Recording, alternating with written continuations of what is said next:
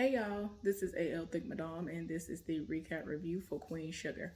So, I wanted to show y'all something.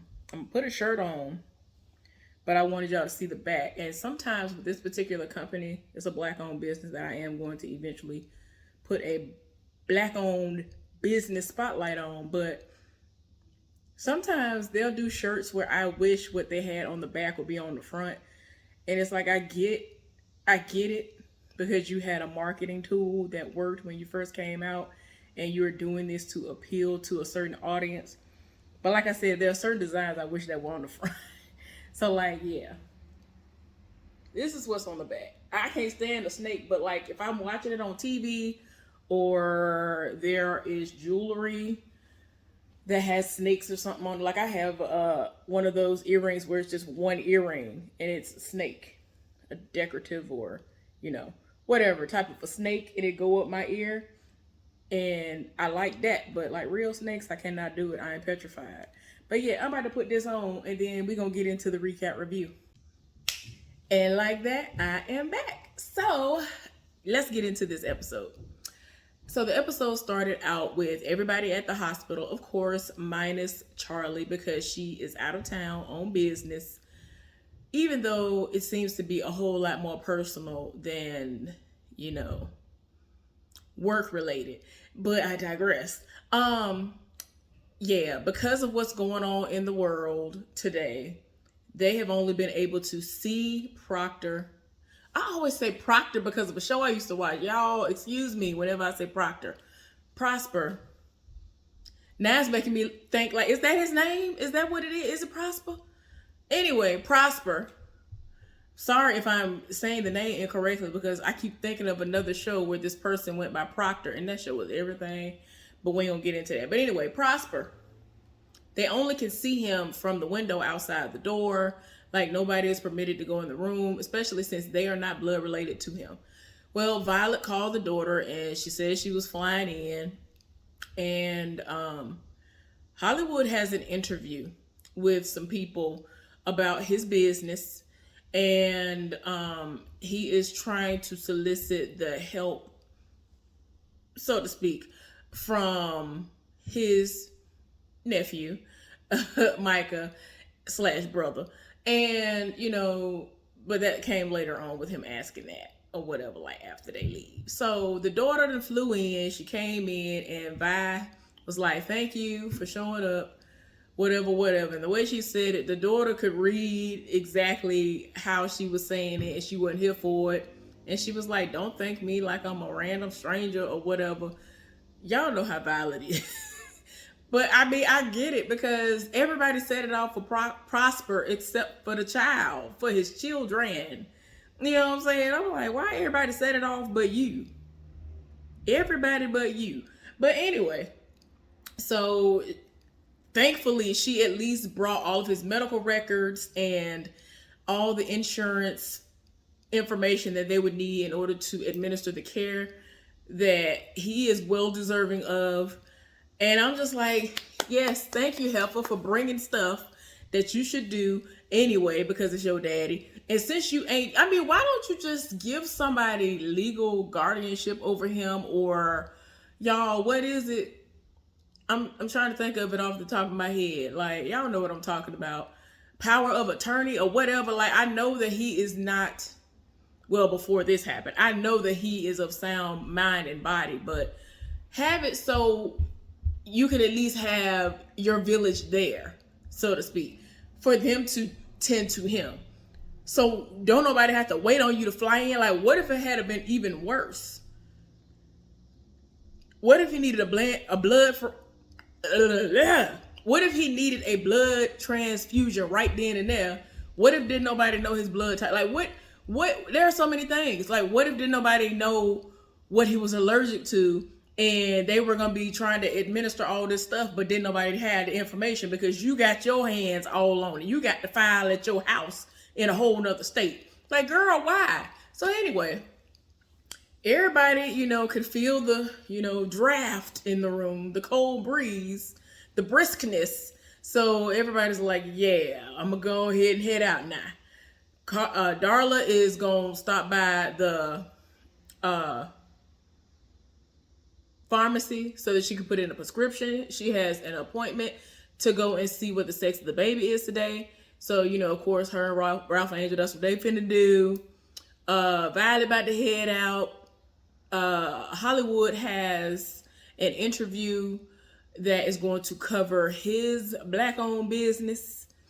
The very therapeutic place that it's gonna be for the men to be able to come and talk. And Micah, he gonna try to get together with some people, but Hollywood, after they, kind of left out, he asked him if he can come by and like provide pictures or something like that, y'all. So anyway, I don't know why my lighting changed, or at least it looked like it did. On my end, it looked like it completely changed. I don't know why that happened, but whatever. It's not even gonna look like that. It's not even gonna look like what I'm seeing right now once it's uploaded. But anyway, y'all, let me get out of that. So yeah. So Michael went outside, and he's outside of the hospital, sitting on a bench, talking to somebody. And there's somebody being wheeled in, but ahead of them, a couple of steps, is a police officer. And so he like tapped him and kind of, was trying to tell him to move out of the way. And like when he did that, he had a flashback of the exact incident that happened to Prosper. And when he was into it with the police, and all that stuff happened with the police pulling him over, beating him down, and all this other stuff, like he has gotten triggered all over again. And I'm tired. I'm already tired. So yeah, it's already too much going on as it is. Charlie is finally at a meeting, and they're trying to convince her that there are things that they want to try to put in place that can be bigger and better for her whole state, and not just St. Joe. But we gonna get into that. Let me see what else they talking about. So yeah, they're having a really good discussion or whatever, and then they bring up the fact that they think that she would be great for a senator. And she's just like, oh, okay. So they were like, is it okay if, we throw your name out there in our circles and see where it lands? And so she's like, yeah. And, if this conversation goes any further than this, where it really becomes super serious and it might be looking like I might be getting it, is it okay if I take a little time to think about it? And so somebody was like, yes, but don't take too long. And then he said to her that, if there are any skeletons that they will run into, she needs to go ahead and disclose them now. And this heifer gonna say, nope, no skeletons. And I'm like, why? Why are you lying? Anyway, so now they're back at the hospital. They're showing that, Violet never left. And, she has been friends with Prosper I thought I said Proctor again, y'all. Prosper for 35 years. And so she and the daughter are, outside of his room. And so Violet is trying to make nice with her a little bit, because this is a very, very tense time. And so she was like, I hope it's okay that I'm sitting in this chair. So she was like, okay, of course it's okay, Violet. And they talking, it get to the point where Violet was like, look here, like she done got tired of trying to play nice with her. She was like, I know that this ain't coming from you. You were too good to come and see your daddy the last time he was in the hospital. Well, the daughter got so upset that she asked the doctor to take Violet off of the visitation list. Then she was like, matter of fact, take all the Bordelon's name up off of here, because I ain't got time for it. And so Violet, I don't know, for whatever reason, she was like, look, doc, you know me. I was here every single day the last time he was in here. And he was like, I mean, I understand where you're coming from, but it's up to the family. It's up to the next of kin.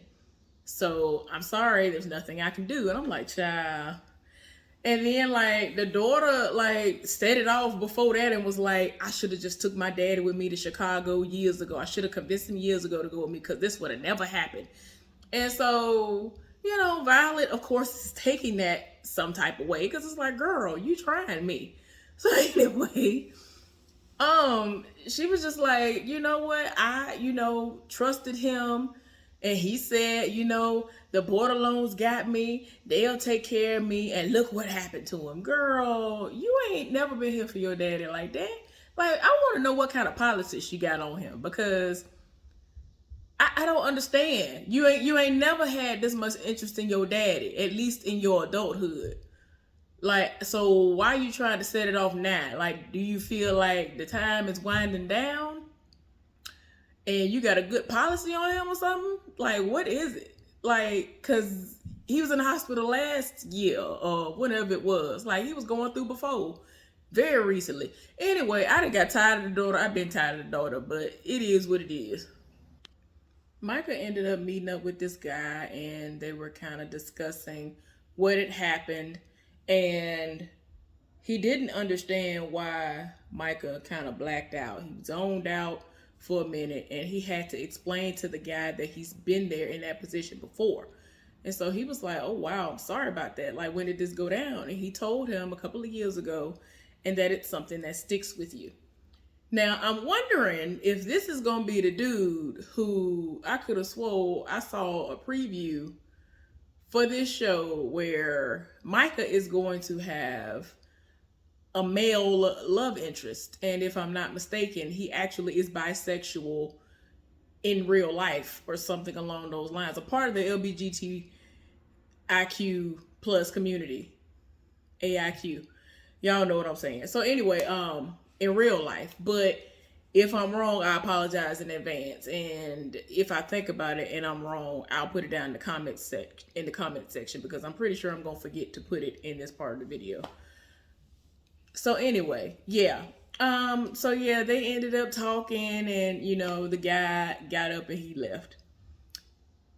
Violet is at the hospital. She has walked off from the daughter, and she called Nova and was like, you're going to have to do something about this heifer.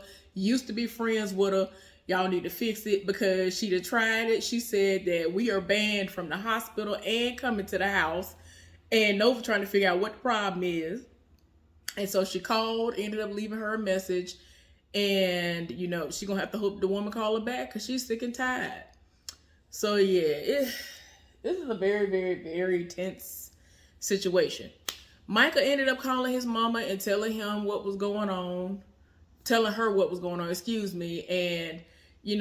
I love the fact that she has such great mother's intuition, because he tried to make it seem like he just checked in to see how her meetings and stuff went. And so she was like, I know that's not why you called me. I could hear it in your voice. Told her what it was. She was like, oh, I'm gonna be back on the first flight. He was like, no, I'm just telling you what's going on. You ain't got to do all that. I'll just check in. She was like, yeah, I'll be leaving on the next flight out of here. Bye. Like, sir, I don't even know why you called her. You know how she do. And she finna set it off. And, hopefully she will be able to help to free up that situation with the daughter, because the daughter doing the most. And I'm like, heifer, you don't never be there. Why? Just stop. Hollywood and Violet are at the house, and he came and confirmed that there really will be an interview / segment on The Real Spot. And he actually is kind of having second thoughts about it because of what's going on with Prosper. But Violet had to tell him, good and well, he would want you to do that. Like, don't sit up there and do that and be like that because of what he's going through. He would want you to do that. In his mind, he feel like, nah, I shouldn't have to, I shouldn't be worried about all the PR and all that stuff right now. And I get it, but it's like, now you did all this work. He even helped to do a lot of that work. Now good and well he wants you to go on ahead and go with that venture. Do what you're gonna do so it can bring and put a good old spotlight on your business. The men need that. Men really do need that type of environment. Y'all, so Ralph Angel and Darla ended up going to see what the sex of the baby is, and it's going to be a little girl.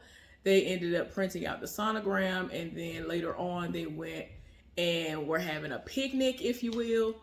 And apparently she has been eating beignets like crazy. Y'all, I'm so upset that I never went to Cafe Du Monde. If I'm pronouncing that correctly, I think that's what it is. But I went to Louisiana twice before Hurricane Katrina and never went. My group went to the location, but in my mind, I was like, man, the line too long. The line was long, though. It was crowded and it was long. So I never went, and I'm mad that I never went. And I heard it was awesome, and you need to eat it right there on the spot. You can't just sit up there and try to save it for later. And oh my gosh, I'm so mad about that. But anyway, she has gone through like 3 boxes.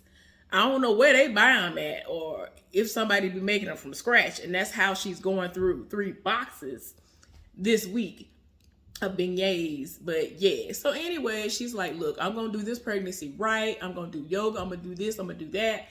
And y'all know she was going through when she was pregnant before. She was on drugs, and it was just a lot. And it's a miracle that Blue is even here, and he is as smart as he is. So I get why she's like that.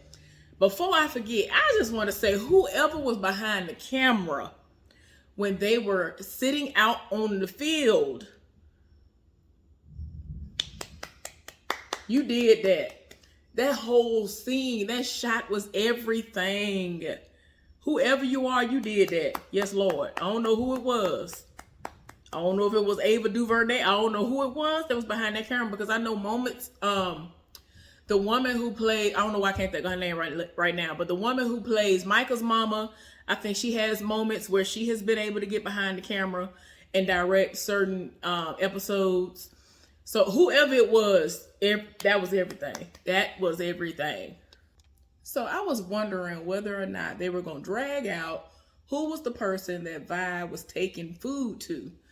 I'm glad they didn't. So Paula Jai Parker is playing a domestic violence abuse survivor who is the mother of a child that she took from the house in order to flee from the situation. So she was dropping off some food before she was going to go and meet Hollywood for his interview to be his good luck charm, when the woman kind of pulled her in. She was panicky because the son got a hold of her phone so that she could send a text message to his daddy to tell him happy birthday, not understanding like the full, situation, and how, yeah, that's your daddy, but your daddy be doing the most and you don't need to be communicating with him. So little did she know, because she was in such a panic, when Violet looked at the phone, she was like, baby, it looked like you had such shoddy service in this hotel room that the message never went through. So you ain't got to worry about it, because she was worried when she saw the message, but didn't even realize that the message didn't even go get sent. I was just like, come on now. The Lord be knowing. The Lord be knowing. He be knowing, like, for real. So I'm just like, what I do need for y'all to do is to delete that message so that it don't decide that they want to send. I don't know how y'all phones do, but I think with mine, unless I have it set up where it's saying pending, if I am very rarely in a situation where something like that were to happen, then it's gonna go through if it says pending. Otherwise, I have to manually try to make it resend when it's clear. So anyway, she had dropped out the food and she trying to leave. Well, the woman was like, well, can you talk to my son? He don't understand like really what's going on like that, because I need him to understand that he can't do that. He ain't really, grasping it. So she talked to him, got through to him. And so the little boy wanted her to stay and have dinner with them, because he doesn't, nobody comes to see them whenever they're going from hotel to hotel. And, the mama don't want nobody to know where they at. And you know how some of these people are. They will track down your friends and family members and be like, where they at though? And then they'll feel compelled to tell them whether they know the situation or not. Because they like, well, they need to just get over and work through it. And it's like, that ain't how it go though. If somebody trash, they trash. That don't mean they need to just work it out because they married or whatever the situation is for the child. So anyway, even though she knows she had somewhere that she needed to be, she was like, let me go to the bathroom for a minute. She went and left a message for Hollywood and lied to him on the message, talking about there was a plumbing issue at her establishment, and that as soon as she gets that squared away, she should be there in time for the interview. But she stayed there with them to eat with them for dinner. Oh, man. So back at the house, Ralph Angel and Darla are about to embark upon dinner. And she really was serious about what she said. She ended up making some quinoa, which I surprisingly don't like unless it's raw and in the form of like an energy bar. I had a quinoa, like healthy energy bar a couple of years ago. That was the best like energy bar I had in quite some time. But like when I've done cooked quinoa, I was not here for it. I don't know if it's the way I need to season it. I don't like brown rice. That ain't good for me anyway. Like if it ain't alkaline, I ain't here for it. But I'm saying when I was doing quinoa, it had to be raw for me. So I was like, more power to you, ain't doing that. But that little salad that she was talking about, okay, I could get down with that. So anyway, he was wondering where the meat was at. And she was like, oh, well, I'm limiting my meat intake to 3 times a week. I'm not gonna be having no meat, so it don't matter because you're not supposed to eat meat when you're doing alkaline. I'm just saying, y'all, I'm really trying to get back into the alkaline lifestyle. It really is life changing. It really is everything. It really does change you for the better. You feel very energetic and all the other good stuff, but you know, if you're interested in it, look into it. I looked into it for years because I really wanted to debunk Dr. Sebi, but yeah, it ended up working for real. So anyway, back to the story. So she was like, can you go and get my medicine for me? It's ready at the pharmacy, which is at the hospital. So he kind of was hesitant and she was like, you know what? Okay, I'll go get it tomorrow, because he kind of created an analogy about how, like, you know, let's say that there is a Saints game and you're in the parking lot, but the game is going on or whatever, you know you want to watch it. Pretty much how that is. Like, you literally can't even go see Prosper and you're going to be at the hospital. You ain't going to be able to drop by his room. Like, he feels some type of way. Prosper has been amazing to their family. They have known Prosper their entire lives. And to me, he's pretty much taken on a father figure since their father Ernest has passed away. Like, they were business part, like they were everything. You know what I'm saying? As far as farming and all that stuff was concerned. So, y'all, he went on ahead and was like, no, I'm gonna go get it. So he ended up later on going to get the medicine at the hospital. Cool. Before I get to the end, let me tell y'all what happened with Nova. So Nova went and she just popped up. Like, she rolled all the way up to Prosper's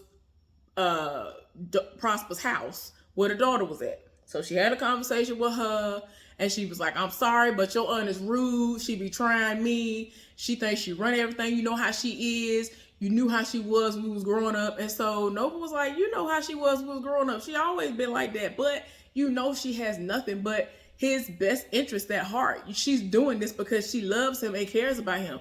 So why are you trying to make it seem like you don't understand that that's what it is? And so she was like, she basically need to put some respect on my name. And so she was like, come on now. Look, first of all, we are family. He is like family to us. Like, we live for Prosper. And second of all, you owe me. So it just got to a point where she was like, all right. And Nova was like, all right, bye. Like, I was like, ma'am, you done went off. Oh, man. So, like I said, Ralph Angel went to the hospital and he, you know, ultimately went to see Prosper. He went in the room and he looked and I was like, did this heifer pull a coup? Because what is going on here? He done looked in the bed where Prosper was supposed to be at, didn't see Prosper. So he, like, at first it's like he had to process it real quick. And then he was about to get really emotional. And then he turned around because he heard a noise and it's Prosper with his IV bag and all that because he had to go to the bathroom. Prosper alive and he's still at that hospital, at that facility, wherever he at. And so he was like, hey, Ralph Angel, what's wrong? Because he saw the worry on his face. And then Prosper figured out why he was looking like that. He was like, I'm here. So he was like, I needed to show you this. He told Prosper that once he gets that ultrasound, that he was going to bring it to him. He showed the ultrasound to him before he showed it to anybody else in the family. The only people who've seen it are himself, his wife. I don't even know if they sent a little video message to Blue yet. But definitely the doctor and now Prosper. So yeah, that was a special moment and it was everything. And it was just to the point where they had a little conversation and all of that. And Ralph Angel got swept up in the moment. He hugged Prosper and he told him that he loved him and was crying. And Prosper was like, I love you too. I was like, don't do. I told y'all last season that they was trying me. Like, they really kept trying to get me to cry last season. It was too much. It was very emotional last season. I was tired in my spirit. I was like, y'all want me to break down and become an emotional wreck. Like, why do y'all do this?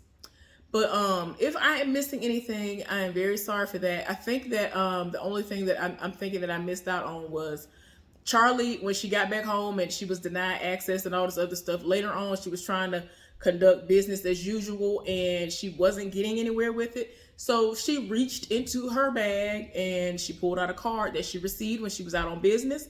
And it's probably going to be able to open up doors for her that would have never been able to be open now because of how much of this pandemic, situation is going on that is affecting people so greatly now.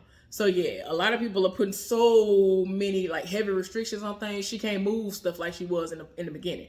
They ain't trying to hear nothing she's saying. The person who she was on the phone with hung up in her face and some more. So yeah, she looked at that card and I'm like, yeah, this heifer finna call somebody. It is what it is. Do what you got to do. But you still got skeletons in the closet, heifer. You know you're wrong. But anyway, that was the episode. Hopefully y'all enjoyed this recap review. Please subscribe to my channel if you have not done so. And like this video. And all that good stuff. So anyway, y'all have a good day. Be safe out there. Stay cool and dry if you are any of the places where it is raining and all that crazy stuff. Be safe because I think something else is on the horizon. But y'all definitely be safe out there. All right? Okay. All right. I'll talk to y'all later. Have a good one. Bye. Hey, y'all. This is AL Thick Madame, and this is the recap review for Queen Sugar. So, I wanted to show y'all something. I'm going to put a shirt on, but I wanted y'all to see the back. And sometimes with this particular company, it's a Black-owned business that I am going to eventually put a Black-owned business spotlight on, but sometimes they'll do shirts where I wish what they had on the back would be on the front. And it's like, I get it because you had a marketing tool that worked when you first came out and you're doing this to appeal to a certain audience. But like I said, there are certain designs I wish that were on the front. So like, yeah, this is what's on the back. I can't stand a snake, but like if I'm watching it on TV or there is jewelry that has snakes or something on it. Like I have one of those earrings where it's just one earring and it's a snake, a decorative or, whatever type of a snake, and it go up my ear. And I like that, but like real snakes, I cannot do it. I am petrified. But yeah, I'm about to put this on and then we're going to get into the recap review.